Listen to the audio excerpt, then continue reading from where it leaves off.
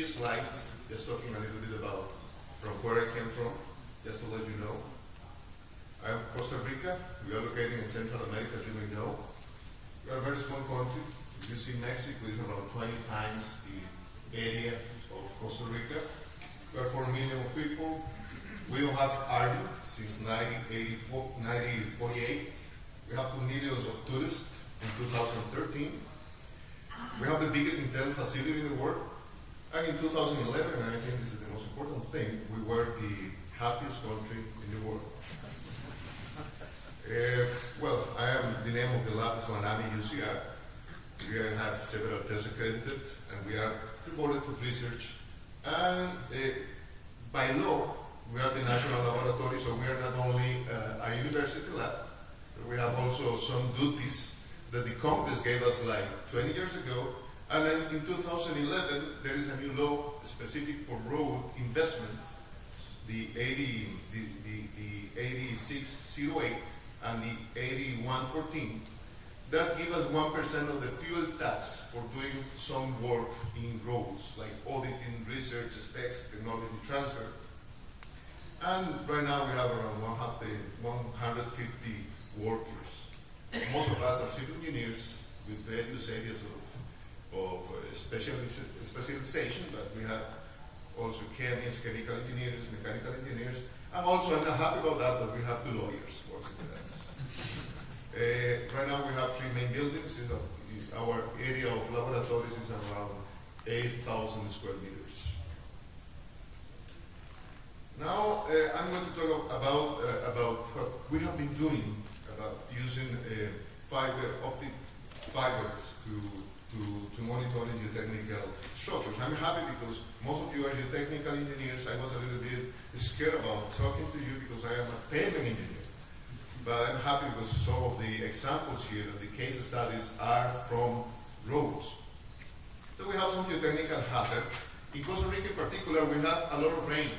There are, in the Atlantic area of the country, we have raining 400 days a year. So you can imagine the problem that we may have with the water table. And mostly in the Atlantic area, we have a lot of, it is very, very warm weather. So we have some issues about that. And I'm going to show you 2 case studies, one in the south part of Costa Rica and the other in the north of Panama, that basically we have the same weather and the same raining conditions. So we have some geotechnical hazards like liquefaction and alluvial deposits, and we have in our country, and I know all over the world we have this problem, the variability of soil subsurface conditions.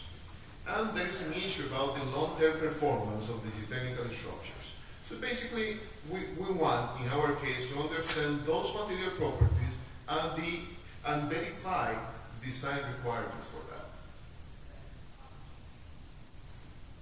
So, well, basically using geosynthetics is a successful way to reinforce soil structures. So here we have some examples of that. So if you have the benefits of using geosynthetics, basically high interface friction, plus optic fiber sensors technologies, we might have this type of fabric where you can monitor basically change in the deformation of the soil, and having several fiber optics cables here that can give you a lot of measurements along the embankment that you are trying to monitor. So this is a new technology that we are trying to implement, and to now has been a little bit, I think, successful for us. The first case study is in Panama. The access road to the name is Mina de Cobre, a copper mine. It's a huge copper mine over there. If you see it, this is Panama. Here is the canal, and it's in this area.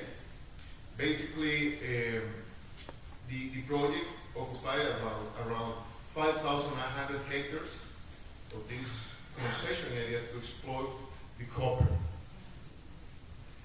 So in this area, the predominant material is the saprolite with high compressibility and high natural moisture content. So the conditions of the project are very tough. Saprolite, the moisture content is over the optimal in the field, as we may expect it. The plastic index between 5 to 42. The moisture values, very close to the liquid limit. The site humidity is over 22% over the optimal content. So we have high moisture and high plasticity conditions, very challenging conditions for the project. The designers provided two most important requirements for the design.